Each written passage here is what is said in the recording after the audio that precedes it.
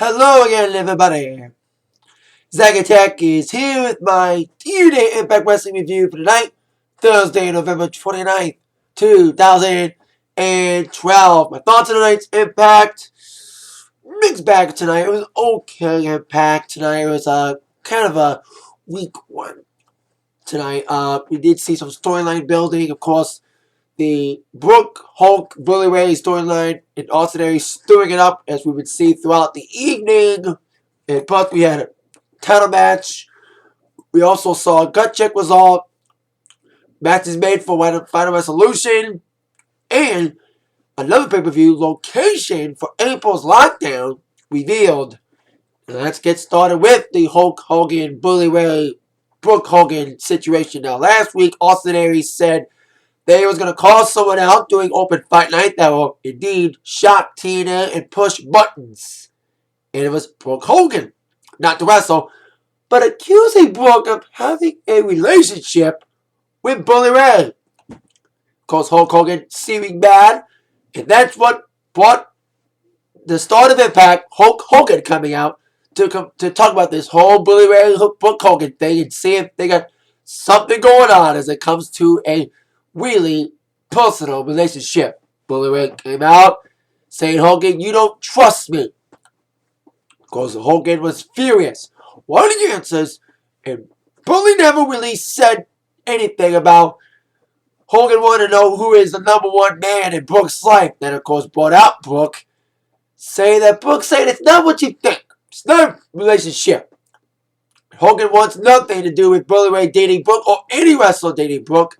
And as the squabble went on between them three in the ring, here comes Austin Aries on the big screen in Hogan's office, alongside Zima Iron, Kid Cash, and Kenny King, waiting on Hogan to make a decision on who would face RVD tonight, because tonight was Championship Thursday.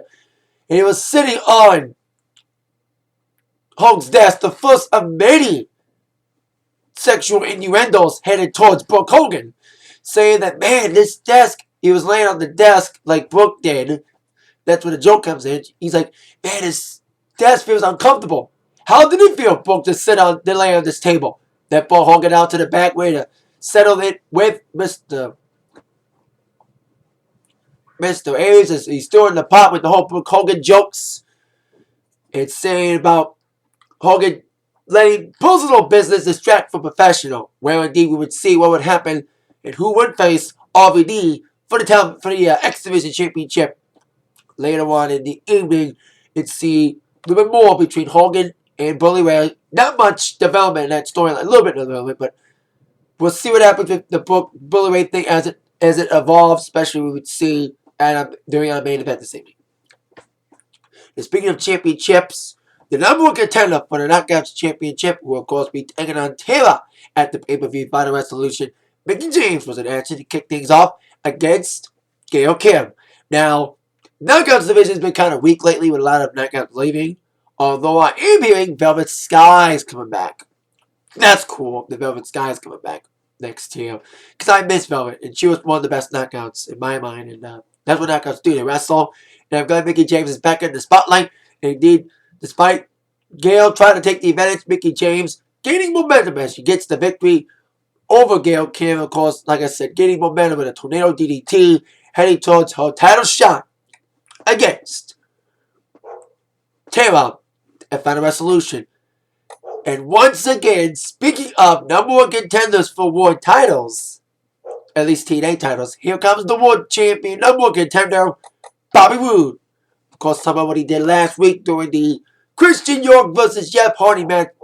York almost had the victory over Jeff Hardy in a decent matchup. I saw a little bit of last week's Impact, but not all of it. As I mentioned in my attack line last Friday during Black Friday. But Hardy got the victory, and of course, both got attacked by Bobby Roode following the match. Of course, Bobby Roode saying, Wookie, you want to call somebody out? Call out me. Well, Christian York came out, slapped the taste out of Bobby Roode, and did call down Bobby Roode. So we had a Pump 2 match. Then and there, Bobby Roode taking on Christian York, of course, the recent gut check winner. Speaking of gut check, we would see what happened with the other gut check person, Wes Briscoe, later on in the evening. Of course, Bobby Roode ready to show a big message to the world champion as he, of course, dominated early going in this matchup. A decent matchup. Christian York being a rookie and all. Well, rookie being a teen. I know he's been in the company before I started really watching it back in like the early years, the Asylum years back in Nashville. Teaming up with Joey Berkeley, formerly of Eminem. Speaking of people from Eminem, is Nitro ever gonna go to WWE, TNA, or is he going back to WWE? I met John Morrison. Another topic for another day. Anyway, you're decent in this matchup. He looked very good. He almost had a few chances of victory over Mr. Wood, but then Wood came flying back and with an inverted distraction from Christian York trying to nail Wood. After getting pinned in a small package, like I said, York had a few opportunities to win, including, like I said, get that big surprise small package on Wood. But after that small package attempt, Wood snapped and got the crossface. And despite all his best effort, York had to tap out as Bobby Roode gains the victory over the rookie Christian York. Now, Roode wasn't done yet, sending a message to not just York, but also the TNA World Champion Jeff Hardy. He brought a steel chair away to nail York with it. And indeed, with that in mind, the TNA World Champion, speaking of him, Jeff Hardy, came out to save the day, ready to nail Bobby Roode with the Twist of Fate. But indeed, Roode got out of there before he got the Twist of Fate from Hardy. Of course, these two would indeed be wrestling for the TNA World title at Final Resolution. Headed to the iPod up. It's charging right now. But indeed, as we would get ready for the Final Resolution pay-per-view, as I mentioned, they announced the location of the April pay-per-view, Lockdown, which will be in San Antonio, Texas, at the Alamo Dome, where, of course, the Royal Rumble of 1997 was hosted. And tickets go on sale this Friday for, of course, the big event taking place this April.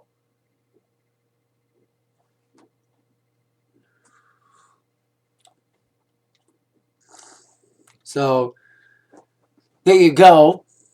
And after that announcement, we got a backstage segment involving Aces and Eights, who surprisingly was absent mostly this Impact besides this one segment. They did not attack anybody. Well, because they got what they wanted. Devon, of course, the manager, not the director of Chaos, the guy at arms, Sergeant at Arms, wanted a shot against Samoa Joe for the television championship, a title that Devon never lost. Of course, Devon was a TV champion until he had his issues with TNA, and we all thought Devon left, but of course, as we all know now, he is now a member of Aces and Eights. And he said if he did not get a title match next week, all hell would break loose. And indeed, it was probably one of the very few weeks without an Aces and Eights attack. They've been attacking everybody, but they let the dartboard take a rest this week, as they already have targets planted on people's backs for next week. Devon will get his match against Samoa Joe, and also Doc, aka Festus, aka Luke Gallows, will be getting a match against Kurt Angle next week. So as we didn't see any Aces and Eights attacks, because they already got targets on people's backs, and they will indeed be facing them next week. Now on to our next match, which was a tag team match. James Storm teaming up with AJ Styles against Gaz and Daniels, or as they like to call themselves, Bad Influence, the new tag team name. Of course, these two want to be back in the tag team title picture, but we got Joey Ryan and Morgan going for that title now, and we would see at least Morgan in action later on in the evening. But this was a decent tag match. AJ Styles has been going through a big slump lately, professionally. Of course, the whole Clay Lynch thing, and of course, having to team up with the man who pinned him at Turning Point that cost him a year without getting a title shot. It seemed that AJ's head wasn't in the game. Indeed, he looked sloppy in the first half of the match, while Gaz and Daniels were dominating with great double team moves and great teamwork. And Storm and AJ looked like they were going to explode at any moment. But then, as Storm was dominating the matchup, he got the tag to AJ, and AJ looked like he was back in the A game, having a second win, dominating all over Daniels. But unfortunately, he got distracted following an attempted springboard splash on the outside of Kaz. He missed it, and AJ was back slumping again. But as AJ was ready to climb back again, dominated to get the end of the matchup, a blind tag from James Storm, super kick on Daniels as he was ready to deliver. The angel rings to AJ because he didn't know that Storm tagged himself in. 1, 2, 3 victory for Storm and AJ, but AJ was not happy. What do you think AJ's happy now, teaming with Storm, where AJ's going to team with Storm again next week, along with Jeff Hardy in the 6-man tag being made between Daniels and Kazarian, and add Bobby Roode to that. So that was made, of course, 6-man tag for next week. AJ.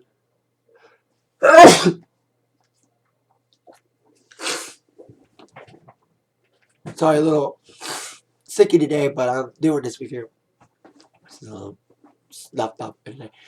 So there we go. AJ and Storm win, despite AJ's sloppy performance. They'll be teaming up again with Jeff Hardy against Daniels and Kazarian and Bobby Roode. 6-man tag next week. The last Impact before the pay-per-view that is, of course, known as Final Resolution. Of course, AJ will be taking on Daniels at Final Resolution. Storm does not have a match. Now, I mentioned also, speaking of course, Kaz and Daniels want to get back in the tag team title hunt. I mentioned, of course, the new number one contenders are apparently Matt Morgan and Joey Ryan.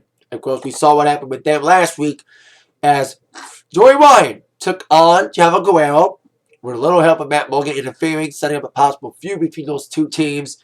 When Matt Morgan was in his first match since being back in TNA,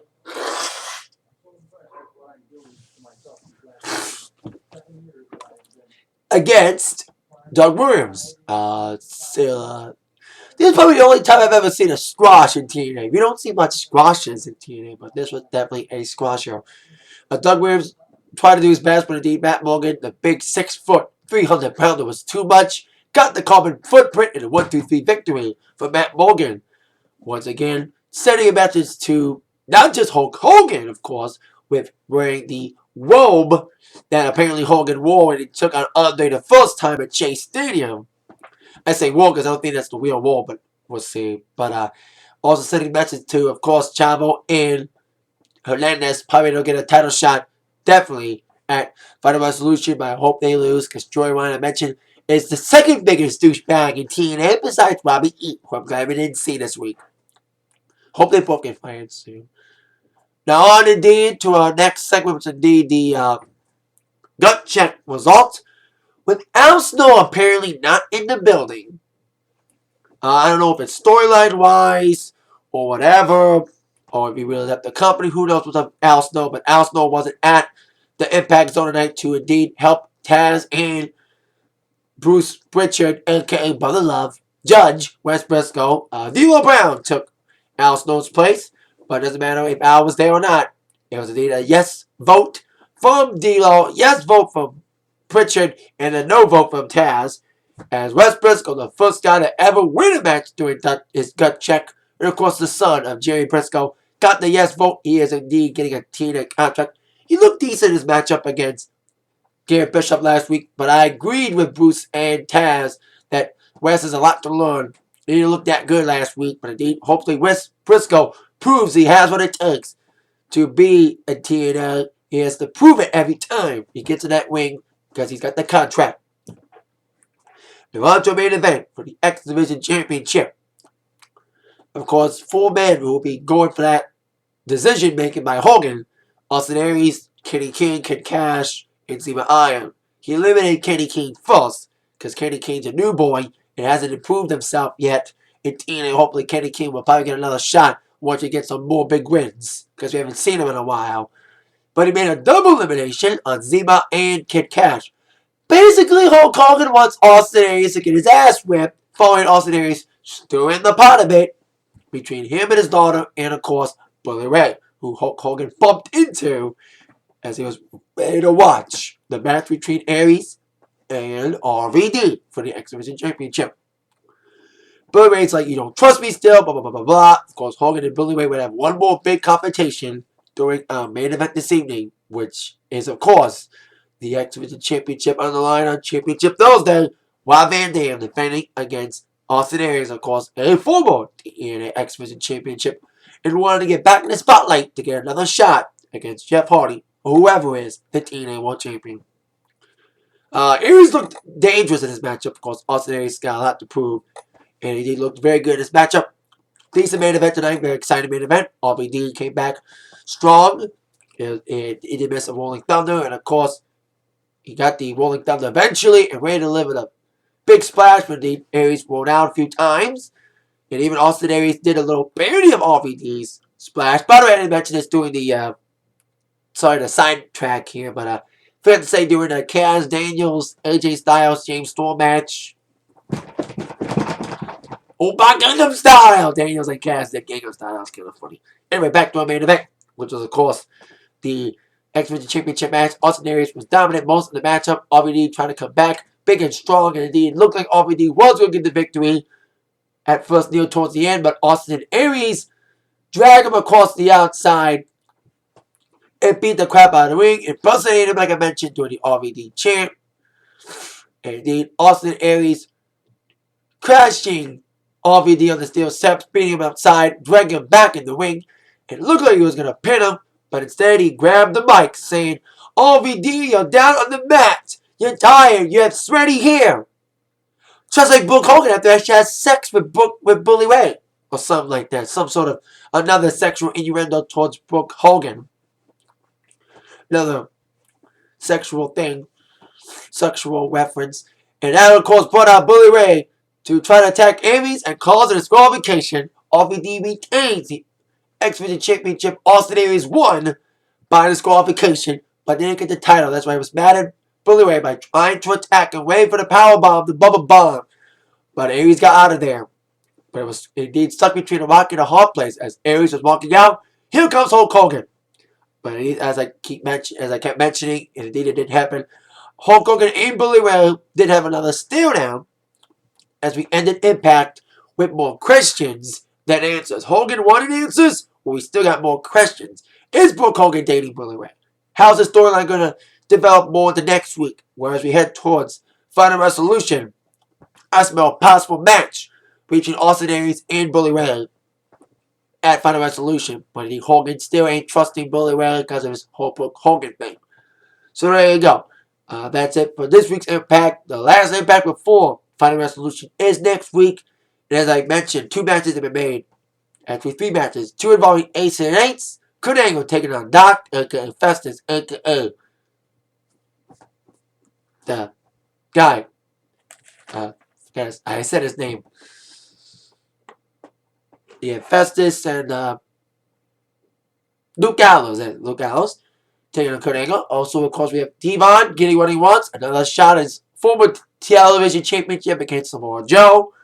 And a 6-man tag involving Jeff Hardy, the world champion, teaming up with AJ and James Storm. We'll see if they get along against Kaz and Daniels and Bobby Roode. That is it for my TNA Impact Wrestling review. Thank you all very much for watching. With that in mind, you've all been attacked by the review from Zach. See you all later. Yeah.